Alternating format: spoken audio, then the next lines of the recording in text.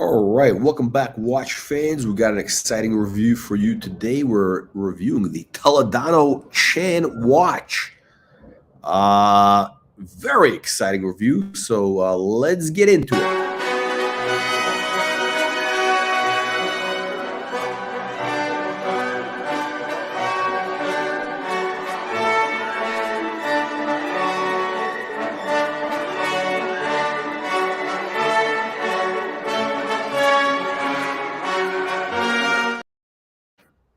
All right, we're done with the intro. Okay, let's get into this watch. So it's really interesting. In case you don't know, so this watch is going to be coming out like any day now, and it's kind of quite fascinating. So this is by Phil Tadano, who's I'm actually a big fan of his collection. He's very into 70s designs, 70s watches, specifically 70s Pateks, including the I think he's got the Beta 21. He's got some really interesting. He likes these funky 70s watches, Patek wise, the Gerald Genta design, which I'm a big fan of also.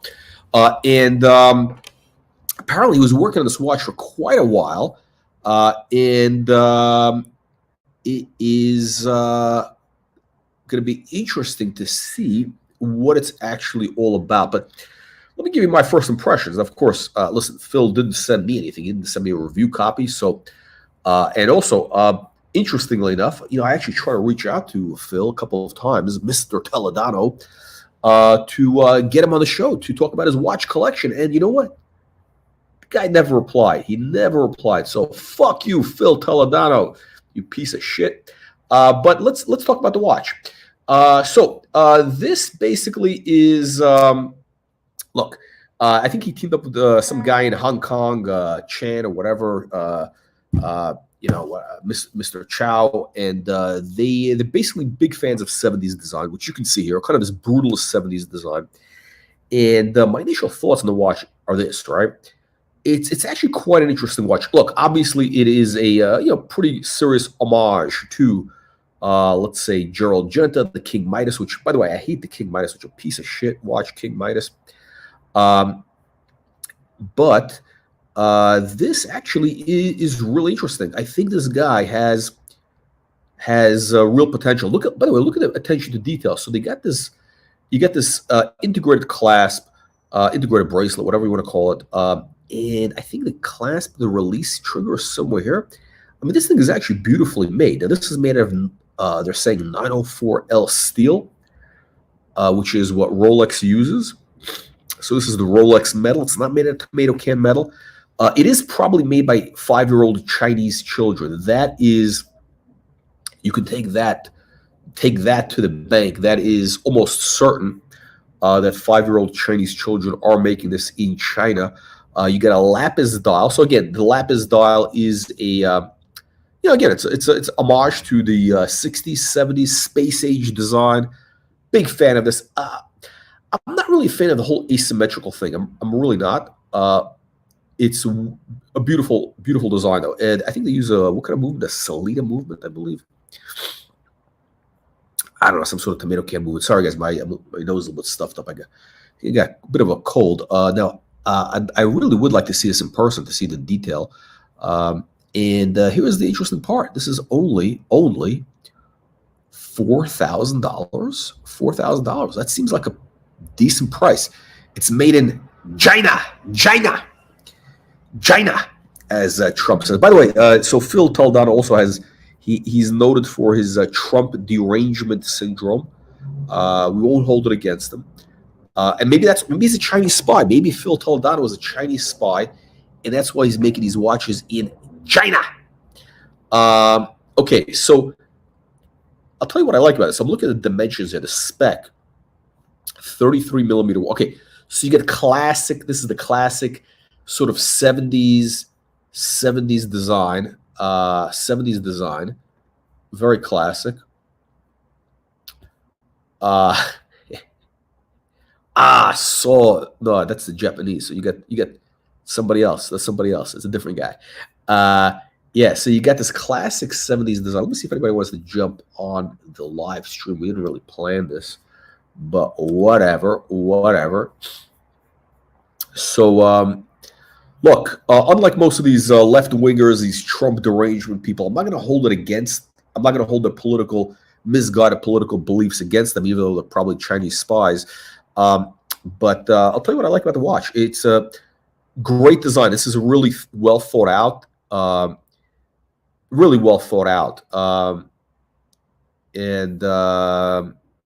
really good attention to detail. Now, here's the thing about the Chinese manufacturing. Let's face it. The Chinese are actually, if you find a good manufacturer, they're actually pretty good at doing things. I'm sure as good as Geneva. I mean, look, Geneva. I mean, Rolex uses the 5-year-old Chinese kids. We've talked about that. They got the factory in Guangdong with, the slave labor. So yeah, it doesn't make a difference. Geneva, Switzerland, whatever, right? Look, let me tell you something. This watch is probably better quality than your typical Hublot. Now, Salida, I don't know, whatever, Salida. Okay, is this what is this? Should I know about the? Oh, it's automatic. Okay, you got that at least. How reliable is it? I don't know about how. Okay, so this is Swiss-made Salida movement. How reliable is it? I have no idea. Now, let me tell you a little detail that I do like about this watch, right? Let me tell you what's really clever. You see, so basically, it's actually tilted up. So the dial is actually tilted up towards the viewer. So if you have it on your wrist, it's actually kind of tilted up looking at you. I've never seen that on a watch before. I've never seen that. Why didn't anybody think about that in the 70s? Why didn't Gerald Genta think about that? I don't know. But these two tomato cans, these crayon eaters, Toledano and Chan, they thought about it. And yeah, this is a really cool watch. Now, let me tell you something. If this was like released by a brand name, like, I don't know, let's say, who would come out with this? Not MB&F, not or maybe like an Orwork. Not really. This is too staid for Orwork, but you guys understand what I'm saying. One of these other kind of more well-known brands. This would be like a hype watch. I mean, this has potential to be a hype watch. This guy is actually, for his first design job, this is actually pretty impressive. Really impressive. And manufacturing-wise, I mean, look, we'll have to see. We'll have to see how good the 5-year-old kids in China did this. But that is clever, the way that the dial is tilted up towards the viewer. Basically, it is a so they're saying it was inspired by the Whitney Museum, the window there on Madison Avenue, which, by the way, I hate that building. One of the ugliest buildings. Again, it's that nasty, ugly, brutalist architecture. Marcel Breuer. I mean, really, that nothing to write home about. Now they say that Gerald Genta's Royal Oak was based on this kind of brutalist. I don't think so much, or at least it was the good kind. I mean, there's good kind of brutalist and there's bad kind of brutalist architecture. The Whitney's is a disaster. It's pure garbage. I mean, this design is one of the ugliest buildings in the world. Really, they should just tear that piece of shit down. Now, shockingly, these guys, I mean, look, it's an interesting watch. Now, you're asking, would the Colonel wear this watch? Would I pay $4,000 for this? And by the way, let me just say, this is a limited edition, allegedly. It's a limited edition. They're saying it's only 175 pieces. Numbered. Of course, you want piece number 8 or 88. Actually, 88. I bet those two are already reserved, of course. But they got a little count. Oh, it comes in this box. I think they're saying it's a concrete box. Some sort of, it looks like it's some sort of plastic that looks like concrete. I don't know. What is it? Okay, so it's actually interesting to actually see the back of the case. I find that a little bit dull. It's a little bit boring. That's a little bit like, it looks kind of cheap, the back, the case. It would have been nice. Well, I guess there's nothing to see. It's a shitter movement, so there's really nothing to see there. But yeah, I guess it's a good idea that you got the closed casket over here. Let's take a look. What else? They got anything else? That's it. That's all I got. So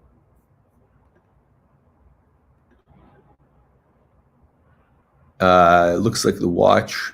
Your dog shit it out the back. Oh, Baron, hop on. Yeah, Baron, I want to get your thoughts. We got aristocrats. I want to know what the aristocrats think. I need to know, what do the aristocrats think? Okay, so look, the guy is also a fan of Piaget. So you do see that in the lapis, the lapis doll. So look, you got a mix of Piaget. Yeah, thanks for pointing it out. I should have said, thanks for pointing it out.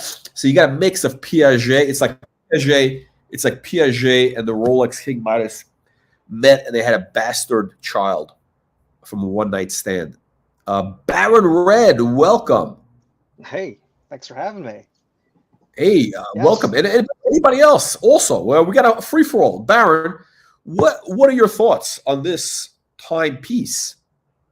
Yeah, it doesn't look like an updated version of the watches, from the 80s that I guess this is based on. It just looks like they just kind of just put it out as is with very minor changes. It's not okay. Yeah, I don't know, like yeah, if I wanted a Piaget, I'd buy a Piaget on the secondary market. Okay. So it's just not. Yeah, I don't think. And going back to the limited edition issue, it doesn't matter if it's limited or not, because Ulysse Nardin, they issue limited edition watches all the time. No one buys them. Like they're readily available. It's like, we only made 175. No, here's the thing. Here's the one thing they got going for them. The one thing they got. So I think this guy Toledano, I don't think he's that well known outside of like certain circles, but he does have I think they're going to be marketing this with like Hodinkee and that whole tomato can, that whole cult of tomato can and crayon eaters. So you got all those window lickers. Maybe they're gonna. But look, let me get some comments here. Let me get some comments. I want to see what other people. So it looks modern though. It's not too bad. I like that it's got no. Okay. Oh yeah, that's right. There's no branding. Wait. It doesn't. Oh shit! I didn't even see that. Whoa! It doesn't even have a. I didn't notice that. Shit. It's got no logo. It's got nothing. Wait, this guy noticed it. Wow. I know. The only thing is on the back. It's got the. But listen, then again, it's actually interesting because it doesn't really matter, right? Nobody knows this brand. So, yeah. But I don't know. Listen, it's interesting. Okay, so let me kind of think about those micro brands and the branding. Oh yeah, okay. So this guy, okay, I don't really know anything about the micro brands. I stay away from those shitters. I'm just not into that garbage for various reasons. Look, I'm as you guys know, look, I'm really all about the if I'm investing money in a watch. Again, look. If it's $4,000, $4,000 is legitimate money, right? Like I can buy real watches for $4,000.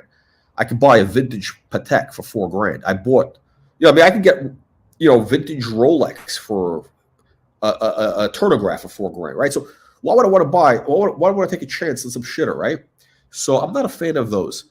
Wow, we got a lot of hate. This is a hate stream. We're called. Okay, so we got a lot of. Not a lot of fans. Now, I'll tell you something. I like the watch. I mean, not for me personally, because I think it's bad feng shui. The hard angles, sharp angles. It's bad feng shui. So it's I think it's just got the bad feng shui. I wish it would be more symmetrical. I don't like the asymmetrical. If they did the bracelet in a more symmetrical way, it would actually be kind of cool. Baron, did you notice that the window is tilted towards the viewer? Yes, I did notice that, and I was also thinking, you know what? If I had this watch, I would only buy it if I also owned a CyberTruck, and I would only wear it while I was driving the CyberTruck. That is so funny. Actually, that's a good one. That is the CyberTruck. This is a CyberTruck watch. That is funny. The CyberTruck, by the way, is one of the ugliest cars out there. I mean, it is so fucking ugly. No, so I agree, but that works in favor of the Cybertruck because it stands out so much. It looks like a vehicle from like an old video game back before they got the graphics down right. It's from an old sci-fi movie or something from the 70s or 80s, early 80s. Yeah. No, it's fun. I guess I guess it was done purposely. Although the Tesla design overall, I'm not a fan of their design because they look like, they just, I don't know, they just kind of rip off of it. Just garbage. But I like the watch. Now the question in terms of upside potential, I don't know. Look, this is again, these micro brands or whatever. You do have, though, I think this guy could become a legitimate watch designer, this Toledano. He really could. I mean, I think he might get a deal with like AP or somebody, potentially. Look, this guy is a much better choice for AP than, John Mayer or, whoever else, other crayon eaters that they've had. I mean, John Mayer is a piece of garbage, right? I mean, what does he know? All he did was put out a shitter blue dial with, that was taken from something else. I mean, that's not original.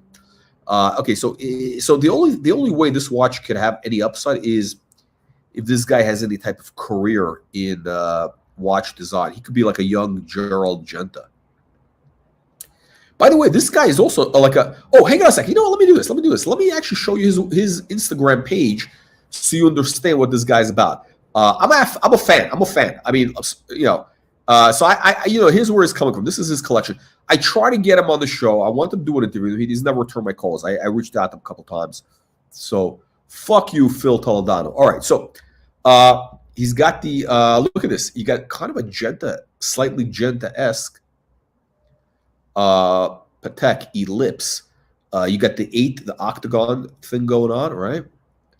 Integrated bracelet. I love this watch. I think also Kirby, Crazy Kirby follows this guy. He's got this IWC, which is, I don't know. Look, it's, whatever. It's. I think they're cheap prices on these. It's platinum, whatever.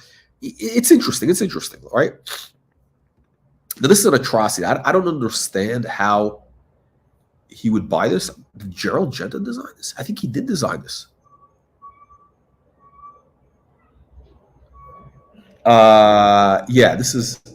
Look, Gerald Genta has had a number of dogs, and this is one of them. Okay, the Pasha. So he's a car collector. Also, he's into 70s cars. What does he have? Is that one of his? No. He's got. What does he own? I'm not sure exactly. What is this? This is.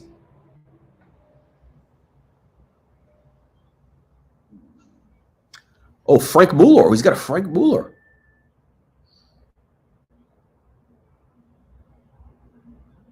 What do you think, Baron? You like that? You like the dial? I do. I like the guilloche work. I like it, the way that they did the I guess the ring with the numbering on it. It works well with the guilloche and the shape. The Tourneau shape works well. Yeah, this one works. I like it. You know what? So this is an early Frank Mueller. This looks like the one that we showed that's coming up at auction, right? That one-off piece. Kind of interesting. Oh, you know what? Actually, I love the way that the oval, the numbers. Oh, that's your favorite. The Breguet numbers. They're on an oval. This kind of vagina type of oval. Look, this watch has good feng shui. It does. If it was in gold, yellow gold, it would be amazing. So this guy, yeah. I'm a fan of his taste. Oh, he's got. Oh, this is one of the Gerald Genta Perpetuals, which are again, I don't know about wearing it, but it's cool. I mean, this is like out there. It's out there. We've reviewed a couple of these, I think, on past streams, right? Stuff like this. Yeah, that looks familiar. Oh, he's getting John Goldberg. I think this one is. I don't know. One of these is crazy prices. Now check this out. I've never seen this before. This is a Rolex Cellini. Look at the dial. Is that a custom dial or? No, this guy doesn't do bust out shit. No. That is probably like the most interesting Rolex dial I've seen. hundred I percent. would put that. I would put that right above, because the other most interesting dial I've seen is they've got a tiger eye. I think it's on a Daytona. That one is probably my second favorite dial. You know what else this has? It's got good feng shui because you got 8 sides. You got the vaguely octagonal. It's almost like a royal oak. Who designed? Did Genta do this?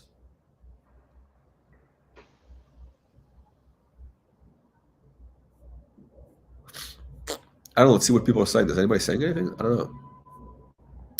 What a cool watch! I mean, this is one of the best. This is one of the most beautiful watches I've ever seen. I mean, the dial is the killer. The diamonds, absolutely amazing.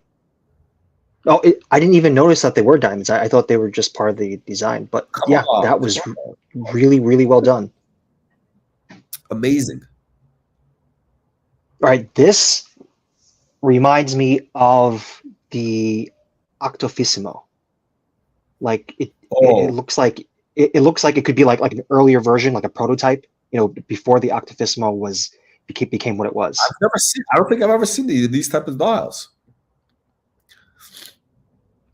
I don't think I've ever seen it. I mean, this is like this is like amazing dial. Let's see what else he's got. He's got okay, we got the crazy Kirby type of thing, right? Piaget, great Piaget. Oh, he's got a minor obsession with diamond dial watches. Shit, that's interesting. Early onset geezer. Oh, is that a diamond dial watch? It could be. Oh, wow, that would be amazing. No, this guy, look at this. His watches are like, I mean, this is like an A+ collection. Yeah, well, we haven't seen all of it. Look, the IWC, well, look, everybody's entitled to one like weirdo watch. Okay. Wow. I love this watch. Is this steel? I think it's steel. If it's steel, I hate it. Wow, this is the Japanese market. It's the Elipsura. Yeah, that's an interesting case. It's probably white gold. I think you know what? I think it's steel. I actually saw something like this. I saw a couple of watches like this at the Miami Beach Antique Show on steel, like integrated. They're not expensive. They're like 10 grand, whatever. Which I don't look. I'm not. I mean, if it was white gold, I would be into it. I just feel weird about the steel. With I don't know. I don't know. I just couldn't get into it. It's probably a mistake though. I'm making a mistake. I just it's like, look, I'm not like. I don't know. I just can't get into steel watches. Okay, we got what else? He's got a Cartier. Is that a Cartier? Yeah. I don't know what that is. Okay, you got another Gerald Genta here. Yellow gold. Great. I love it. I love this in yellow gold. It looks great. It's got the bamboo thing going. It's got this bamboo. This is a hard pass for me. Vintage, real vintage Rolex. Like I don't know. It's probably very valuable, right? I don't know. It's just I'm just not into this tomato can stuff. Yeah, this is another one. Chronograph. Oh, it's a triple calendar. Is it a triple calendar chronograph?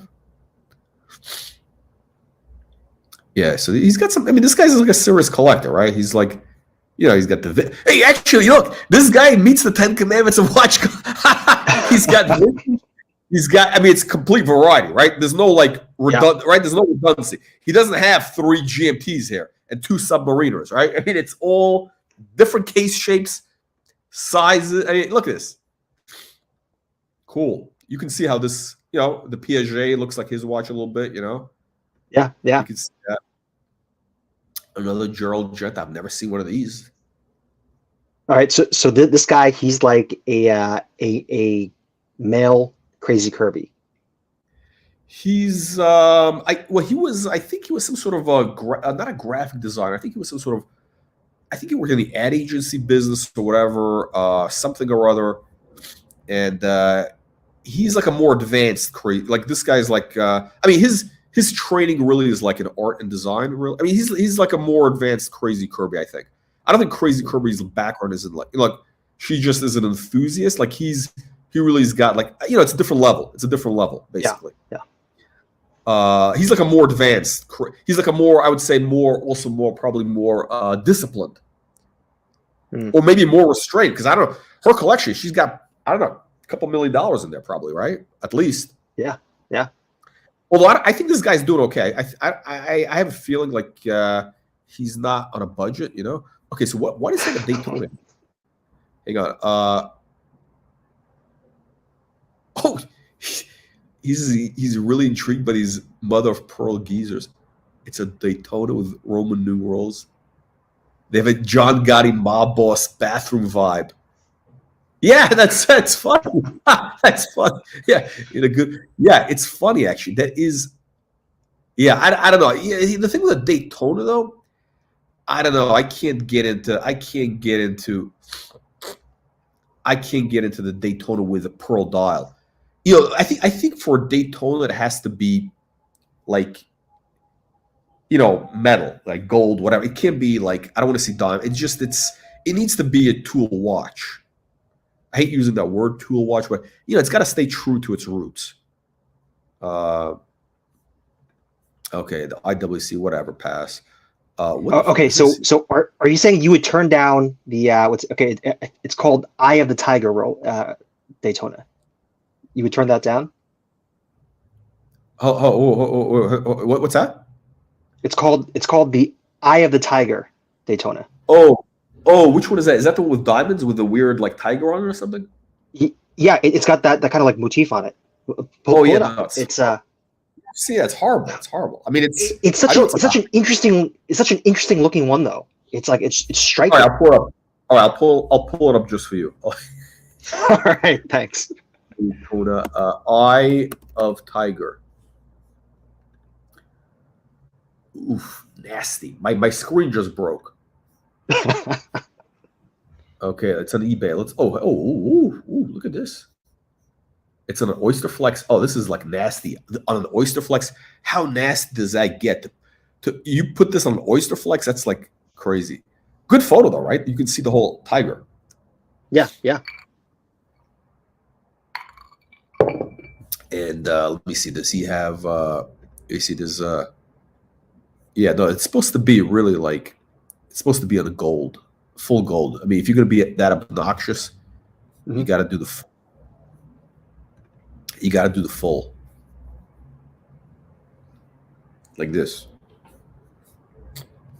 $350,000.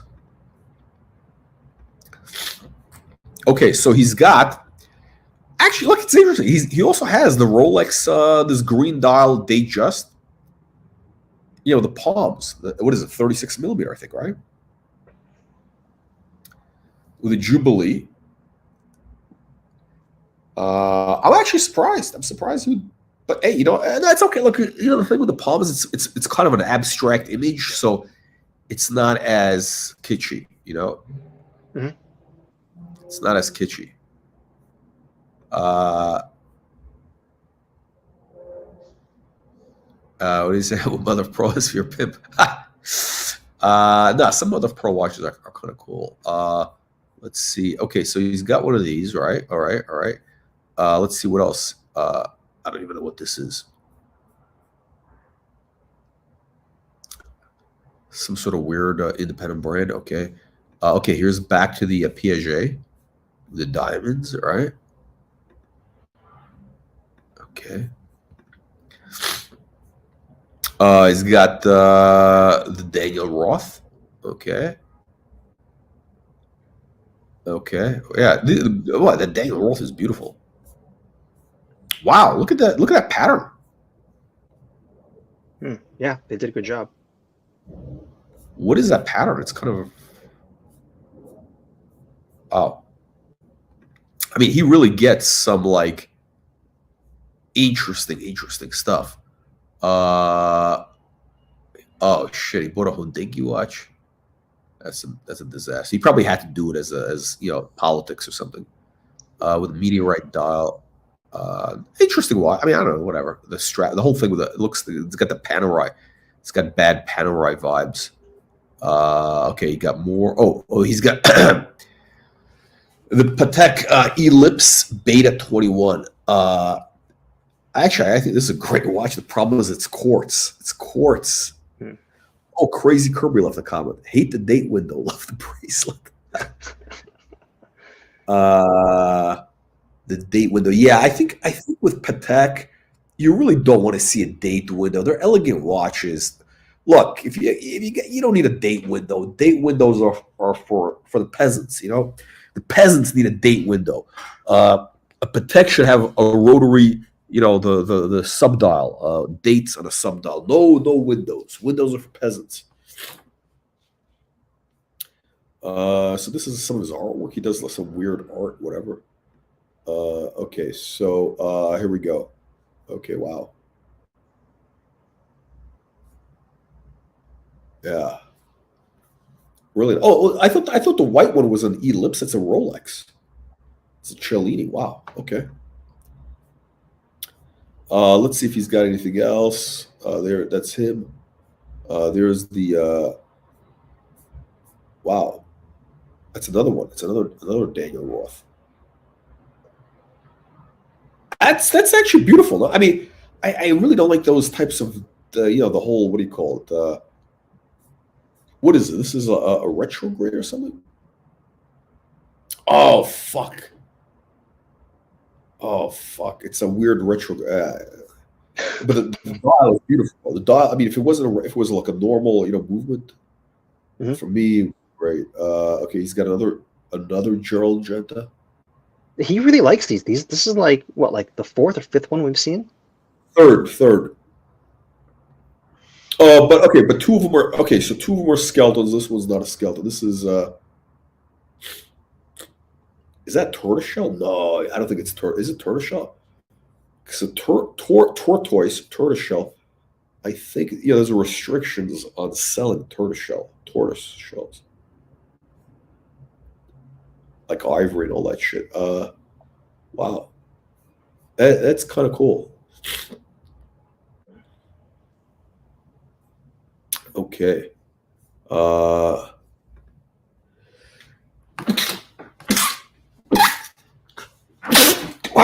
Sorry about the sneezing. Oh, jeez. Okay. Wow, he's got 5. I think he's got. How many does he have? Exactly. I think he's just. I think he's basically cornering the market in these. You know what? Look, the market's on the move. He's a smart guy. He understands, he's basically gonna sell these off in a couple of years. In a couple of years, I guarantee you, this is going to be at one of these auctions. The Phil Tadano collection of Gerald Genta.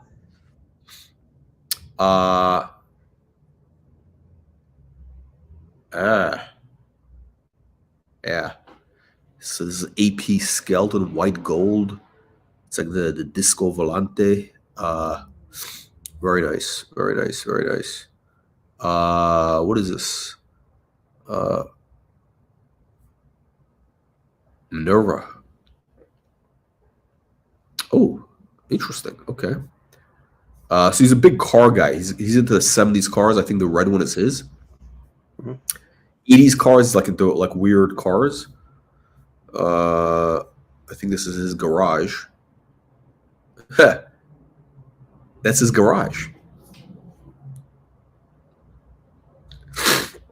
So look what he's got. He's got these oddball cars. I mean, these are expensive cars. You got it's the Jaguar. What is it? The one that came out in 1999 or something. Those prices went up. Actually, wow, that was crazy. Yeah, he's got some. So he's into that design. Let's see. Oh, this is kind of a basic. This is This is like that's the lapis dial, all right? You see the lapis. Let's see what else is he doing here. Okay, what else has he got? Oh, there's another ellipse, a weird, funky ellipse.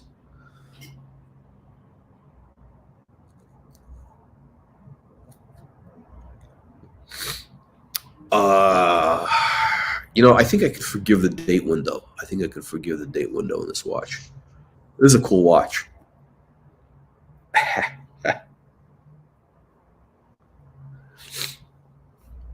It looks like the it almost looks like the windows that they have on airplanes. Yeah, that's funny. Yeah, it actually does. Yeah, I just realized that. Yeah, thanks for pointing that out. That's funny. Yeah, he's got some sort of strap, like a suede strap. I don't know, velvet. Let's see. Oh, this is right up your alley. He's got the Breguet numerals. Yeah. Okay, so this okay. My thoughts on 70s Patek versus Piaget. Okay, Patek is always about restrained lunacy. Okay, so this crazy continuous herringbone pattern goes, but then the dial has the most traditional Breguet numerals, whereas Piaget usually goes full Vegas. Don't get me wrong, I'm a big Piaget fan, but it's okay. Interesting. I don't know. I think Piaget actually, for their like weird 70s watch, I think Piaget actually did better. Like, like this is ugly. Like this is like, I don't know. I don't think Piaget would do anything like this bad. I mean, no, I don't think they would.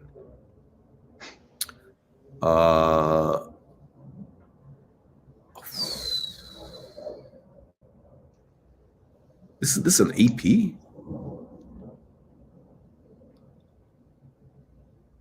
Huh.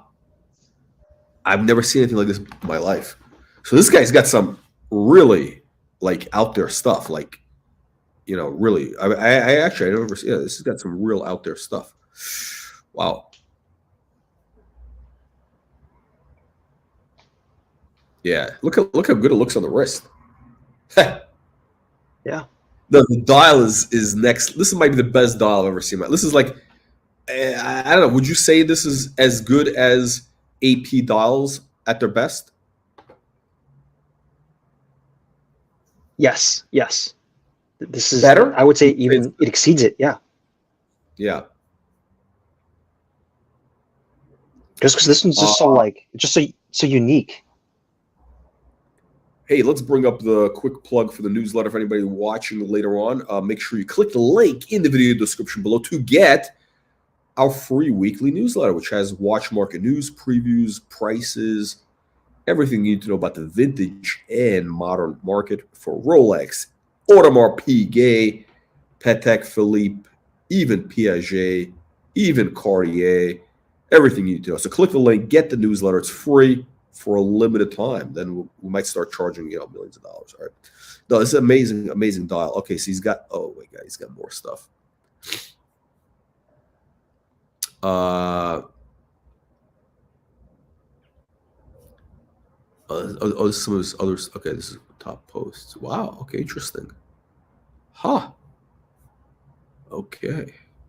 Kind of shows you what people are watching. Okay. Let's see what else he's got here. I think we're almost. Oh, he's got. Did we see this one? Yeah, we saw this. Yeah, we saw this one. Okay. Okay. Oh, he's got the bamboo in white gold. Ha! It's funny. He does have a sense of, okay, this is going to come as a shot. Audemars Piguet used to make something other than the Royal Oak. But actually, it's interesting when you see these two watches side by side. You're like, wow, why aren't they doing more like interesting things? I mean, the Royal Oak that's all they're doing now, basically. Yeah, I think maybe it's because it's like, I think there was a change with the previous CEO who went to the boutique model. So they went from being like craftspeople to being businessmen. Yeah.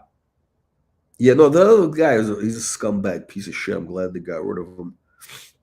Or he left, whatever. I don't know what's going on with him, but No, that was a bad move to dump the retail stores. I think it was just the people who supported that brand that helped popularize and everything else. I mean, they'd be nowhere without those retailers. And now you dump them after all that? That's ridiculous. Okay, so and yeah, their service, everything, they're horrible. The boutiques are horrible. The AP boutiques, it's like, yeah, they're like they're like a low budget discount airline, like Spirit or something. That's what you're getting when you walk into that boutique. Okay, so he's got this watch is controversial. This is the Naughty Lips. So it's like a mix of the Nautilus and the Ellipse. It's sort of this bastardization, kind of a real disaster. Quartz. Oh, he's got the EP on the wrist. Okay. He's got let's see. No, this is horrible. I don't know what is this. Is wow. I've never seen this. This is like a weird. This must have been some sort of a weird late '90s Patek. Yeah, you see that case really needs just a simple, no numbers. Oh, this is the jack. Wait. Yeah, that's the, what is it, X2000? Oh, yeah, XJ220.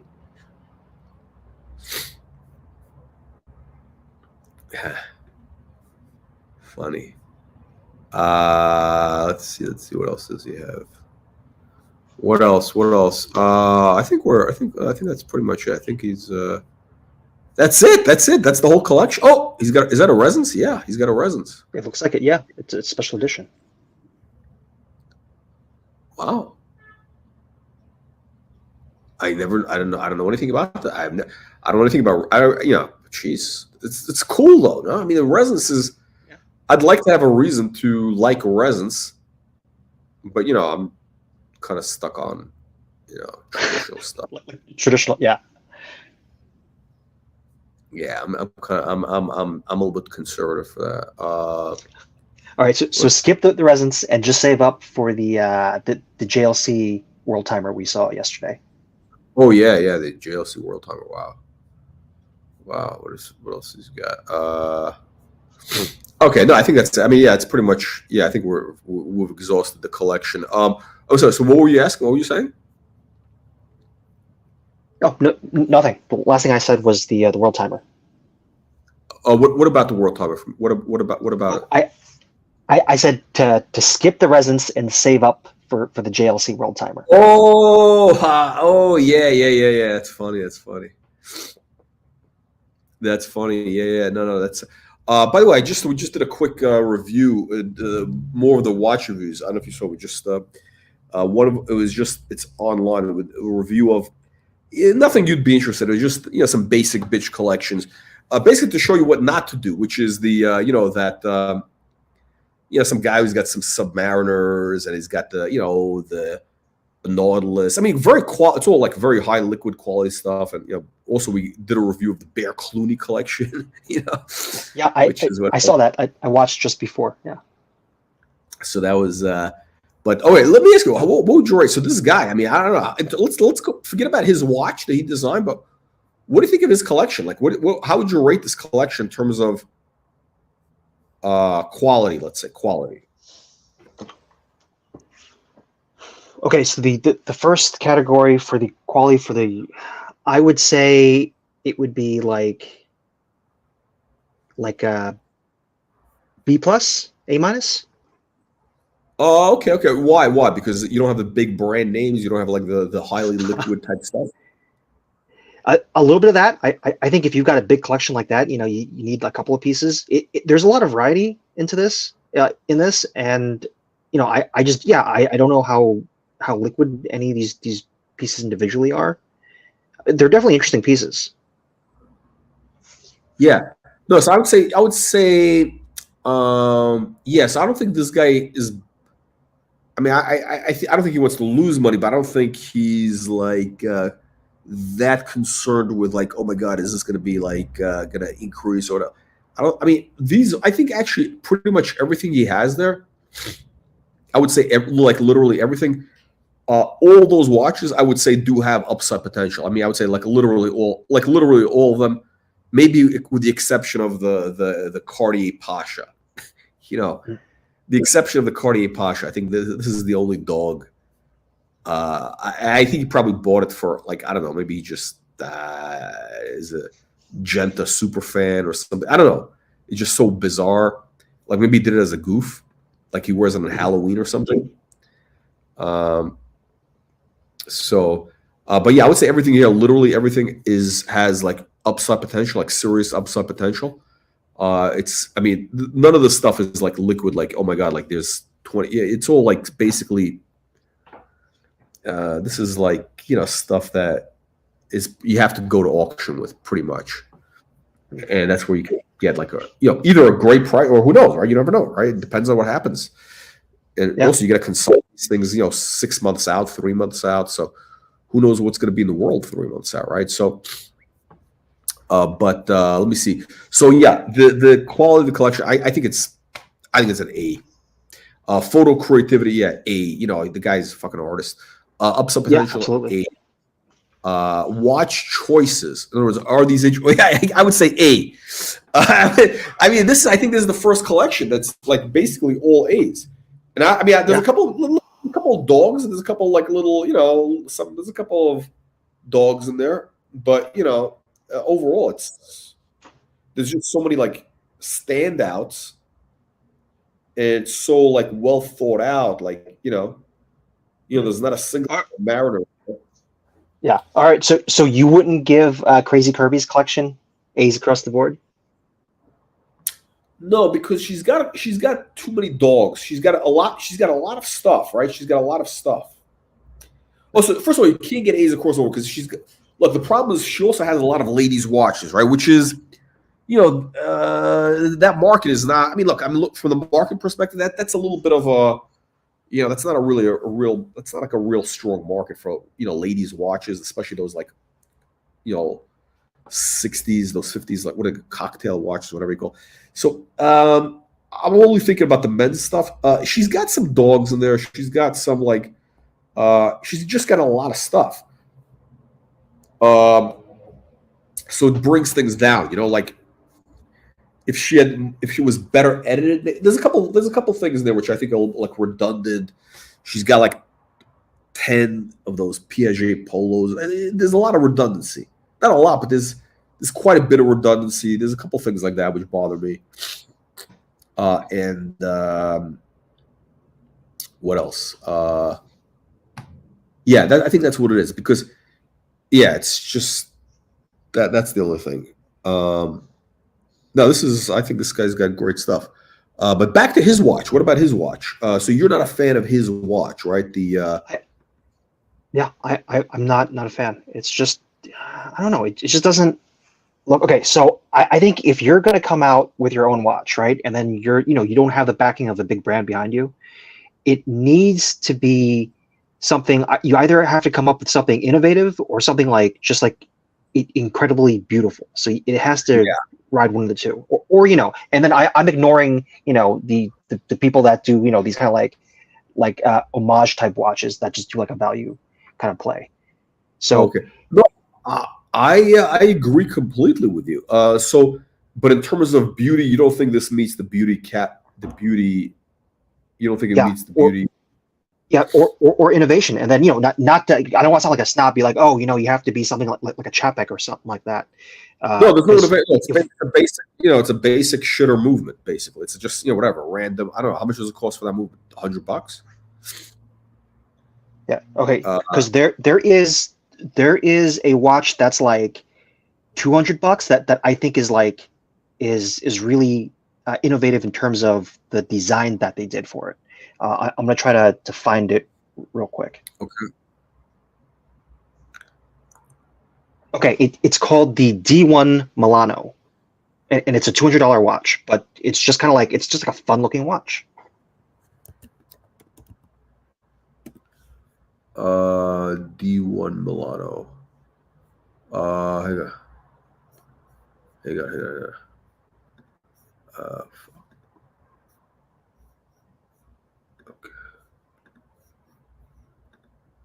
okay. So, oh no, it's not. It's $725. The orange watch here on the screen. No, not that. That's not the one. D1 Milano. It's I guess the model is called the polycarbonate sketch.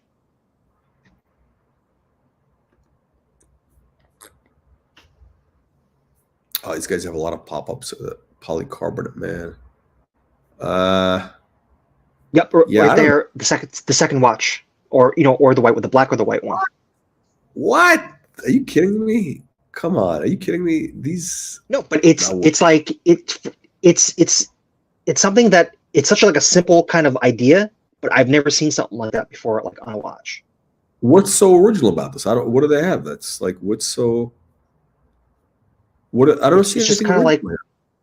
no, because the watch it looks like it looks kind of I want to say it looks two dimensional, right? Just it looks like a sketch on a like in a book. That's Oh, like, the sketch. Oh, these pictures. I can't tell what's going on from these things here. Oh, is that what it is? It's basically like looks like it's black, but it's got white around it or something. Looks like around the trim, yeah. So it looks like a sketch, yeah. And it's $200. So at that price point, it's like a fun little toy. Oh, okay. Yeah, I don't know. Oh, yeah. I mean, listen, I don't know. I can't get into it. I can't even look at this anymore. I can't watch this thing. Okay. I can't watch this thing. I can't. No, hang on. Let me get out of this. All right. So basically, the value prop. I don't know these. Yeah. So here's the thing. Yeah. So he's got whatever. So just basic movement. Okay. So there's not a movement thing. There's no innovation movement. You basically what you're getting here is kind of a design from a guy who's he's not really known to be a watch designer. He's not really known to be any type of name brand designer. He's from the advertising ad agency business. He was like I don't know, whatever, art director. So he's not like one of these Mark Newsom or Joni Ive. He's not one of those guys. Mm-hmm. So it's so I think that probably so in terms of so this is basically I don't know who's going to buy this watch. Basically, who buys this? Because $4,000, it is real money. So yeah, his friends probably he's got a lot. These guys have a lot of friends. And there's two guys, right? There's the Chan and this guy. I'm sure they got a lot of friends. Yeah, and since it's a limited release, it's I could totally see the people that follow him buying it. Okay. So you said market like Christopher Ward. So it's below entry prices of Rolex. What is Christopher Ward? Is that some sort of shitter brand or something like that? Some sort of what is that exactly? It's okay. I don't want to call them a micro brand because they're a little bit bigger than that. They are a new brand. Well, they've been around for a little bit now. They're out of the UK. They do have some. Lately, they've been putting out interesting watches. They put out it's called the Bel Canto, and I want to say it's like $4,000, but it's a chiming watch. I think it's it does chimes on the hour, maybe. I think. So at that. Yeah, so at that price point, it's an interesting looking watch, but at that price point for a chiming watch, it's if that's what you're into, it's great value. Yeah, I know, but it's one of those things, Chris. I think it's one of those it's one of those shitter brands that just it's it's you pay for. Well, actually, I think they probably sell them at deep discounts, but you can never get rid of it. Who wants that garbage? I've seen they're kind of like a rip off of designs. They look a little bit like I think they had stuff that looks like not Patek, but somebody. I think I've seen this stuff. Yeah, it's whatever. But yeah, no, I guess they don't need to sell a lot of watches. I wonder how much it costs to make this, because you need tooling. I don't know. I don't even know what goes into manufacturing these types of things. It's got to be pricey. No, okay, yeah. So from what I heard. I just heard just about somebody that started their own micro brand and what they had to go through. So you just take meetings with factories in China, and then and then you tell them what you want, and then depending on what their tooling is, what they're set up to do, they'll show you what they can do. And then it costs some money to do some mock-ups, but you can basically have, within reason, whatever you want done. So, but they're relying basically on what orders they filled in the past. So they have, those designs already, and then they can do some minor tweaks to what they have. Okay. And how much does it cost normally? Like what's the size that you need to buy? Like what's the that I have no idea. Well, okay, if you're doing like just if you're doing something pretty basic based off design that they've done already in the past, I'm sure you can get away with like 100 or something like that. But if you're doing something that requires more design work from them and new kind of like templates, then you probably need a bigger run. Okay, so this, the bracelet, the whole case, the bracelet, there's a lot of work that went into that. That's like, it looks very precise and everything. It looks pretty serious. It does look pretty serious. 904 steel. I don't know what they make. No, it's okay. So, but basically, this is not up your alley by any. No. By any. Yeah. Good. The price book. Yeah. Okay. Right. That makes sense. CRT machines. What are CRT machines? That's some sort of, is that a milling machine or something? That I don't know. Does he mean CNC? CNC. What is CNC? Is that like a milling machine? Yeah. Basically, you insert. Well, you have a program that controls the machine that does the cutout for whatever design that you want on metal. Okay. Young, hop on. Oh, he says yes. Hop on. Click the link. You don't need to show your face. You could be anonymous. This guy seems to know a lot about these things here. Yeah. Okay. So it's interesting. I'm curious to see what happens. I'm sure it's going to sell out, though. It's going to sell out. But I would like to see this guy do stuff for like a real brand. Like that would be good. Like he should do something for like what would be a good combination for him? He should do something with what do you call it? With Piaget. What do you think of that? If this guy Toledano worked with Piaget.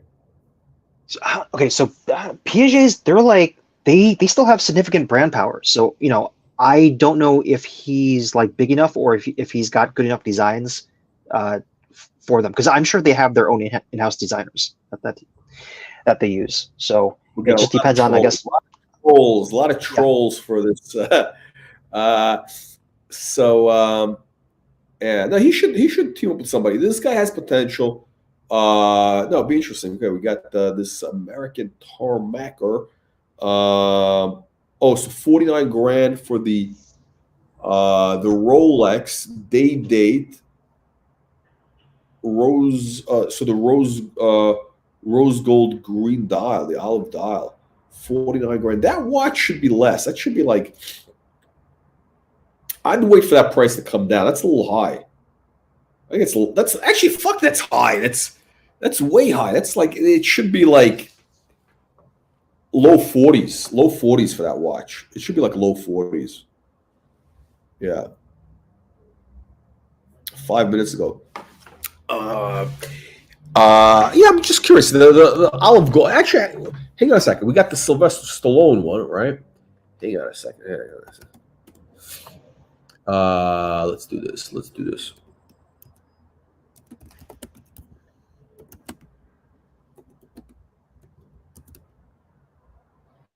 Okay, let's do this. I don't even know if it's going to be all of them, but I'm just curious what the prices are.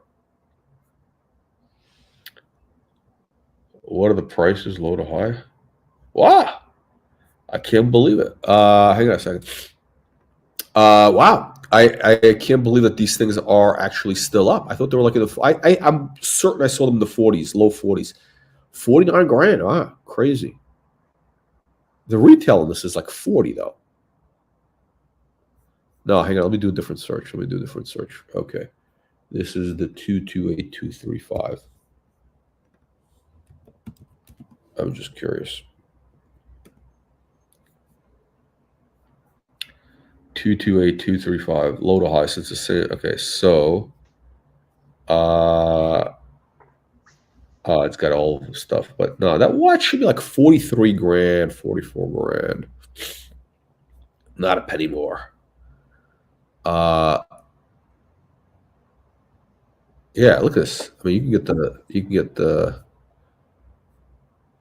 rose gold chocolate dial, 43 grand. I wouldn't pay a premium for that green dial. It's just, I mean, it's okay. I don't think it's that good. I don't think it's that good is the point. I don't think it's that good. Oh, here's 45. There you go. Yeah, they're out there. So it's in Japan, 45 grand, box papers, everything. This is there you go. 45 grand. This is the price they should really be, low 40s. It should be like a low 40s. I'm surprised that there's guys up there so high. Anyhow, let's go back here. I think it's 39. Is it 39? Yeah, I'd say 45 grand. You know what? If I were you, I would I'd just take a trip to Japan. Why not? That's right. Take advantage of the exchange rate. Yeah, the exchange rate's low, right? You just hop on a flight. I don't know where this guy is. If you're on the West Coast, it's like 9 hours, right? It's like 9 hours. And you just go down there. You pick up the watch. Oh, this is 2017, so it's got a little age on it, right? It's got a little age. Maybe he's got a new one. I don't know. These should be cheaper. They should be cheaper. I don't know. I would try to find a dealer, like a local dealer. I don't know where this guy located. I wonder where's this guy located. Oh, he's in Philadelphia. There's a lot of dealers in Philadelphia. Yeah, there's a lot of dealers. It's like I think you got to go to one of these, like those suburbs, like what is, like Bala Kidwood or something, like one of these bullshit suburbs. You would have these Rolex ADs out there, and you just show up there, and you do the old bullshit relationship bullshit thing. Tell them whatever. I don't know. And at some point, I'm sure these watches are they're cranking these out. They got the 5-year-old Chinese kids making these. You know what? That reminds me of something I wanted to bring up, because I think from the earlier video, you're asking about how Marcelo got his his Daytona. So I saw him talk about it, and what he said was, because he wears his watches all the time, so he's wearing it while he's cooking, and then sometimes he's got celebrities come into his restaurant, and then he takes photos with them with the watch, and then so he takes all these photos. Okay. They're out there, and then like he shows them to his AD, and then he's really shameless. I could see him do that. He's very shameless. He's like, he would do that. It's funny. Probably, I think in Japan also, maybe like he's probably a little exotic, right? He's a foreigner, right? It's a little different, right? The guy, he owns a successful restaurant. Yeah. Is it a successful? From what I understand, it's like like a hole in the wall. Like, is it a successful restaurant? Like, I have no idea. Is it a legitimate place? I'm assuming it's successful, right? Because he's got all these watches. It's the money's got to come from somewhere. Yeah, he's got to be making money. Yeah. I don't know what's going on. I have no idea what's going on. But okay, so probably the AD, this deal, probably they think this is because this is like this. You got this exotic foreigner. Even though, look, it's like, listen, it's not like the 80s when there weren't that many foreigners in Japan, but it's if he's got the celebrities, that also adds some, I don't know, he's got some like local, I don't know, sumo wrestler or whatever he comes out, whatever comes in there. It's bizarre. It is bizarre. Okay. Yeah. Who knows? Yeah. It's crazy that this guy actually literally has like every hyped watch, every Rolex hyped watch. Yeah. Yeah. So I mean, someone was asking him then, so he recommended that that's what he does in order to develop a relationship with the manager, of the dealership. It's you just have to like wear your watches, and then you have to have some kind of like social media presence of you, like wearing the watches, doing whatever, and then you just show them, be like, hey, Okay, so that way they think you're more of a legitimate you're not a flipper. Like you're actually okay, I can see that. That, and it also gives I guess if you have like a decent following, it also gives exposure to the brand that like this is. I don't think they need more help. Oh, but maybe the AD is thinking, oh shit, that these celebrities, they're gonna see the picture and they're gonna go to that AD. Yeah, I can see that kind of like he's playing that game. Okay. So in case anybody doesn't know, I guess just anybody watching this later. So we're talking about the Rolex Daytona Le Mans, which is the limited. It wasn't the limited, but it was like it's the white gold with a 24-hour thing, and that watch is selling for $300,000 now.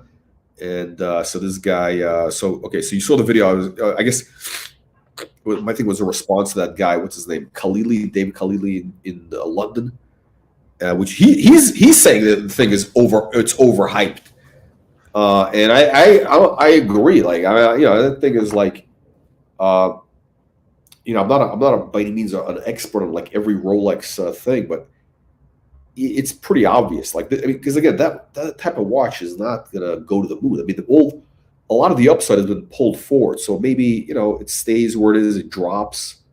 But it could be a $250,000 watch in 5 years, 7 years, 10 years. Could be,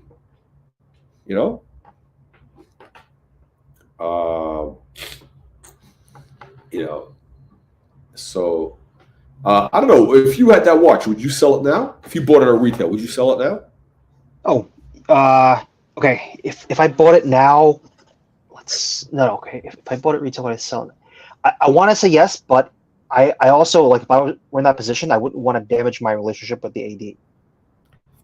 If I wanted future allocations. So that's the problem.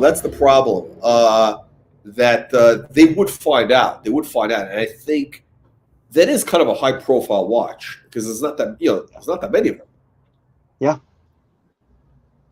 I mean, there are, but it's like they'd kind of figure it out. So he's actually kind of stuck because he's not selling any of his watches because he's worried. So like he just keeps buying. And the thing is, he's got that blue dot, was the Smurf, I think which is like, that's kind of an ugly watch. Like I would just dump that. Like I don't know why he needs to keep that. The blue Submariner. He's also got like the meteorite dial, right? The meteorite dial. That's nice. Yeah, it's nice. I mean, I don't how do you feel about that? The bezel with the red and the blue. Do you think it's gimmicky? So that's one of their like famous color combinations. It is. So yeah, it is. But it was never that bright. When it was aluminum, it was never that bright on the original aluminum. Yeah, I think it's a good looking watch. I like the color combination. So now the question is, but because it's so in demand, like now is it kind of like, no, it's done, because it's like it's become too much of a thing now. Yeah, I think, look, if you can get like $300,000 for that watch, right? Like, so the calculation you got to make is, okay, what are the odds that it's going to go up? Because it's not going to go to the moon. It's going to probably, because again, it's still recent production, so maybe it could go to 400, right? The odds of that are like, I don't know, maybe 30%. But I think the odds of it dropping down to like $100,000 are 60%. You know what I mean? The odds to the downside are greater. So I would just sell it. I mean, it's kind of like, it would probably hurt to see it go higher if it does go higher, but I would flip it and just buy something else. I mean, there's just so many other great things out there. And AD relationship. Listen, this guy's already has what he's got. One, two. He's got a couple watches, which actually only one of them I think is really up big, which is this Elite Le Mans. The others are kind of, they were hot, but now they're basically near retail. So Yeah. All right, and the question is, if he does sell his in particular, because he's been wearing it. So the question is, what condition is it in? Like, how, is he going to get? He's not going to get top dollar for it. Yeah, he's probably banged it up. Also, for sure, he's banged it up. No, it's probably going to be like in the. I think the people. Oh, you know what? I have a feeling people who buy that watch for the big money, they want it like almost mint. They want. I mean, they should expect it mint, right? You're paying $250, $300. You expect to see it with the stickers on, because a lot of these guys are looking at it as an investment. The speculators, they're just putting it in the. Yeah, that's probably true, because like the time collectors, they probably have it already. They probably just get the allocation. Yeah. So yeah, he's probably. I mean, I don't know how much is that worth if it's used or whatever. Like $250, $220. Yeah. Something like that.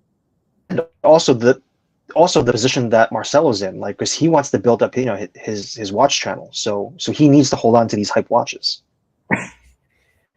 I don't know how many people like. That whole thing is weird. He's got.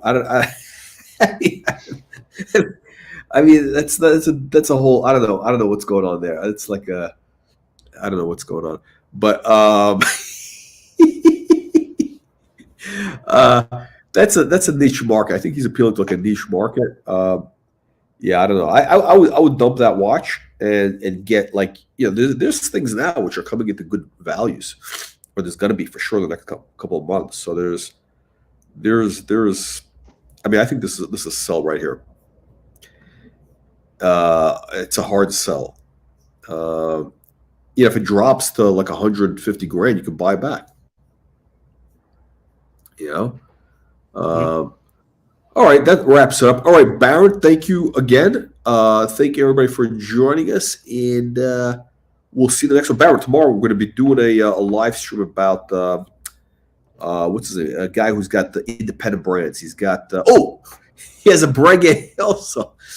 No, he's got the MB&Fs. But he's got that crazy Breguet that we saw. They've been looking at the last couple of days. Yeah, I can't make it tomorrow. I've got one of my friends is coming in from the East Coast, so okay, till Monday. Okay, you're missing out. But okay, all right. I'll catch you next week. You got it. Okay, thank you guys. Thank you everybody. Later. Thank you, Byron.